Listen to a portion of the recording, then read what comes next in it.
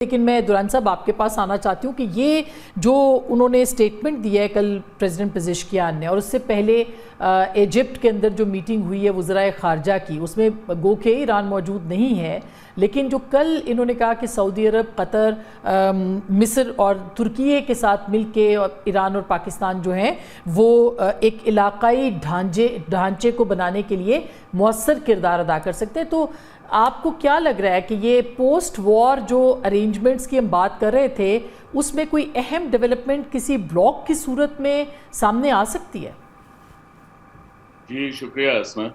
میرے خیال میں یہ جو نیو سیکیورٹی آرکیٹیکچر کی بات ہو رہی ہے، ریجنل سیکیورٹی آرکیٹیکچر، یہ جب ایران جنگ شروع ہوئی تو اس میں آپ کو یاد ہوگا کوارڈریلیٹرل فارم منسٹر میٹنگ ہوئی تھی اسلام آباد میں. جی ہاں، پاکستان نے ہوسٹ کیا تھا، سعودی عرب، ترکی اور ایجپٹ کے وزراء خارجہ آئے تھے.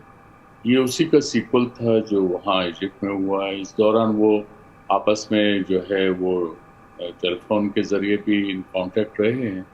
یہ ایک بات چل رہی ہے. وجہ یہ ہے کہ اس میں آپ نے یہ بھی ایکسپیرینس کیا کہ جو امریکہ نے گلف اسٹیٹس کے اندر جو بیسز تھے وہ اپنی پروٹیکشن تو کیا انہوں نے اپنے ہی لوگ وہاں سے ہٹا لیے تھے جب یہ جنگ شروع ہوئی، اور ان کو پھر یہ احساس ہوا کہ یہ بیسز ایکچولی ان کے لیے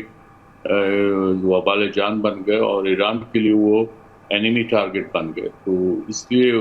اب یہ تمام جو باتیں ہیں یہ ہو رہی ہیں اور یہ ایک حقیقت بھی ہے. اور اس سے بڑی اچھی بات کیا ہو سکتی ہے کہ اگر ریجن کے ممالک جو کہ آپس میں جڑے ہوئے ہیں، کانٹیگوس ہیں، اگر ان کے درمیان ایک ایسا سیکیورٹی آرکیٹیکچر آ جاتا ہے تو پھر آپ کو باہر سے جو ہے کسی فوجی حکومت کی ضرورت نہیں رہتی جیسے امریکہ نے بیسز بنائے. اور پھر لیکن ایک ایران کا ایک کانٹیکس میں جو ابھی ایران تو نہیں ہے لیکن پریزیڈنٹ پزشکیان نے یہ بات کی. پریزیڈنٹ پزشکیان نے پاکستان سعودی جو بائیلیٹرل اسٹریٹجک ایگریمنٹ ہوا تھا لاسٹ ایئر، اس کو بھی ویلکم کیا تھا. ایران نے یقیناً اس میں جو ریجنل اپروچ کو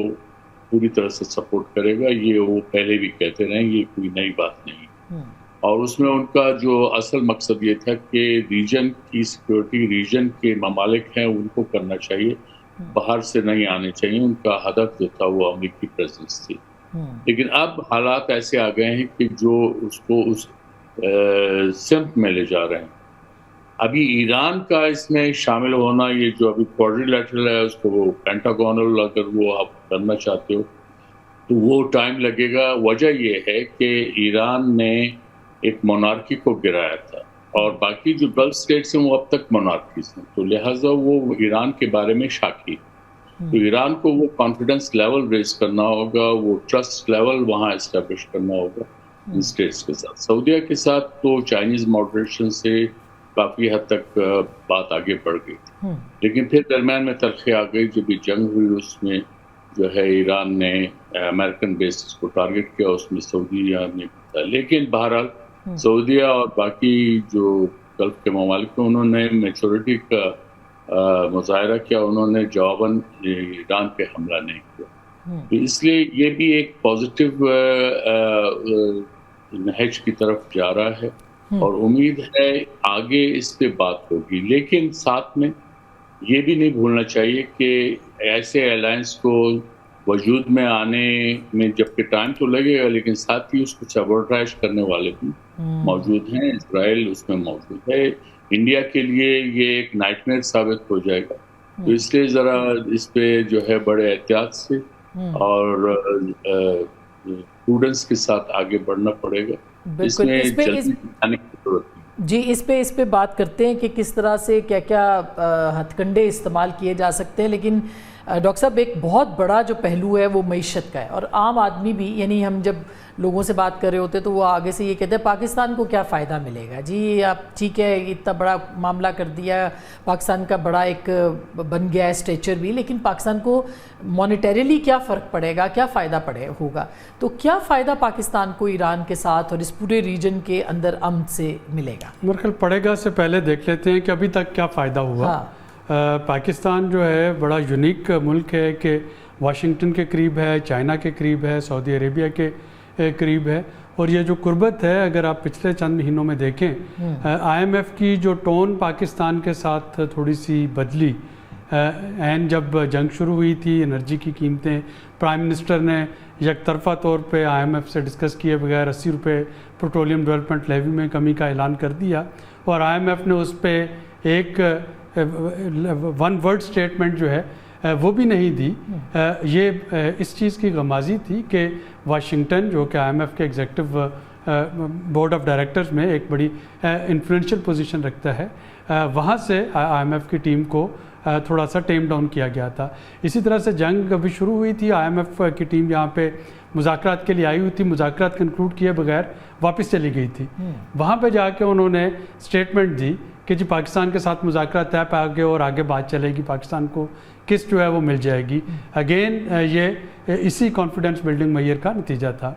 ادھر یو اے نے آپ سے اپنا ڈپازٹ واپس مانگے، یہ پاکستان کی جیو پولیٹیکل اسٹریٹجی کا نتیجہ تھا کہ سعودی عربیہ نے فوری طور پہ آپ کو وہ جو رقم تھی وہ ریپلینش کر دی۔ ہم نے بڑی عزت کے ساتھ یو اے کو اس کے جو تھا لون واپس کیا اور چیزیں جو ہیں نارمل چلتی رہیں۔ تیسرا اگر امپورٹنٹ پوائنٹ جو کہ شاید پاکستان میں بہت کم ڈسکس ہوا، دیکھیے امریکہ نے ایران کو ہر طرف سے اس کے پورٹس کو بند کر دیا تھا، اس وقت پاکستان کو اجازت دی گئی، پاکستان نے ایک معاہدہ ایران کے ساتھ اس میں امینڈمنٹ کی جو کہ پہلے صرف چائنا تک تھا کہ پاکستانی پورٹ کسی بھی تیسرے ملک کے لیے ایران کی جو امپورٹ اور ایکسپورٹ ہے اس کو فیسیلیٹیٹ کر سکیں گے۔ اگین یہ میں سمجھتا ہوں کہ ایک کانفیڈنس بلڈنگ میئر تھا جو کہ امریکہ کی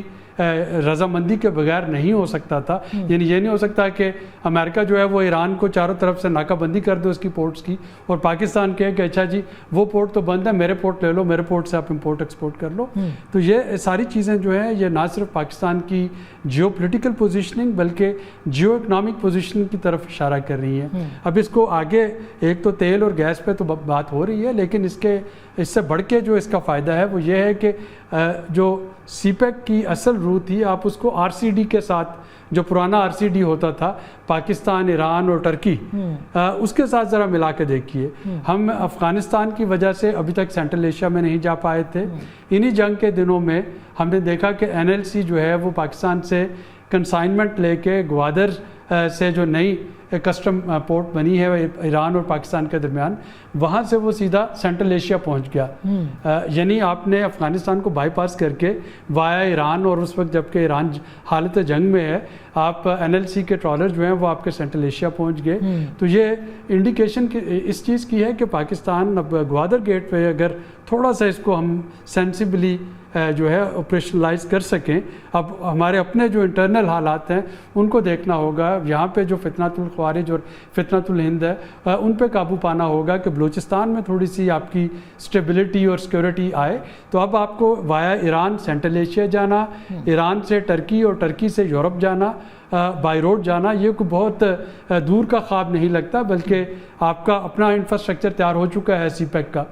اس کو آگے کیسے بڑھانا ہے اس پہ دیکھا جا سکتا ہے، اور پاکستان کو جو امیڈیٹ فائدہ ایک ہو سکتا ہے، اگین ڈپینڈنگ کہ کس طریقے سے اگلے 60 دن میں چیزیں انفولڈ ہوتی ہیں، وہ Iran Pakistan gas pipeline ہے جو کہ یقیناً پاکستان کی جو اس وقت ڈپینڈنسی ہے قطر سے گیس پہ اس کو کم کرے گا۔ اس وقت سنگل، اور اس کے علاوہ رائس بھی، کیونکہ دنیا میں سب سے زیادہ جو رائس امپورٹ کرنے والا، چاول امپورٹ کرنے والا ملک ہے وہ ایران ہے، ظاہر ہے وہ تو، اور ہمارے ہاں $700 ملین کی ان کے ساتھ ہو رہی ہے، لیکن اس کو بڑھایا جا سکتا ہے، میکسیمم کتنا اس کو ایکسٹینڈ کیا جا سکتا ہے۔ اس میں جو ایشو آیا تھا اگر آپ کو آج سے کوئی 1 دہائی پہلے، وہ پاکستان کے رائس میں کچھ پیسٹیسائڈ اور کچھ ایفلاٹاکسن جو تھا اس کی کنٹامینیشن تھی۔ جیسے کہ میں نے کہا کہ اس وقت ایشو یہ نہیں کہ آپ کے جو امپورٹر انکلوڈنگ ایران وہ آپ سے کیا امپورٹ کر سکتے ہیں، ایشو یہ ہے کہ ہم اپنا ہاؤسنگ آرڈر کیسے کر سکتے ہیں، اور ہماری کنسائنمنٹس جو بھی ہیں ان میں ایکسپورٹر کے ساتھ جو شکایت آتی ہے پاکستانی ایکسپورٹر کے ساتھ ہمارے امپورٹر کو، یہ ہوتا ہے کہ آپ کی کنسائنمنٹ میں کنسسٹنسی نہیں ہوتی، آپ کی کچھ شپمنٹ بہت اچھی آتی ہیں، اس کے بعد اس میں کچھ نہ کوئی ایسی چیز ہو جاتی ہے جو کہ اس سٹینڈرڈ کو میٹ نہیں کرتی، اور وہاں پہ ہمارا सारा एक्सपोर्ट टारगेट हिट होता है। ठीक, तो यकीनन अगर अभी तो डॉक्टर साहब मैं ब्रेक लेती हूँ, लेकिन ब्रेक के बाद ये भी हम डिस्कस करेंगे कि 10 अरब डॉलर पाकिस्तान ने ईरान के साथ हाल ही में ये कहा था कि हम ट्रेड करेंगे एक दूसरे के साथ, वो कैसे होगी, पाकिस्तान एक्सपोर्ट क्या करेगा, वहाँ से इंपोर्ट क्या होना है, पाकिस्तान के मौशी हालात कितने बदल सकते हैं, पाकिस्तान की बॉर्डर मैनेजमेंट की कितनी ज़रूरत है जहाँ पे अभी तक रेड टेपिज़म बहुत ज़्यादा है, ब्यूरोक्रेटिक एटीट्यूड और रेड टेपिज़म जो है उसको रोक रहा है, इसके ऊपर भी हम बात करेंगे। और साथ ही साथ दिफाई ज़रूरियात के ऊपर भी और सिफारती ज़रूरियात पे भी ब्रेक के बाद हमारे साथ रहिएगा।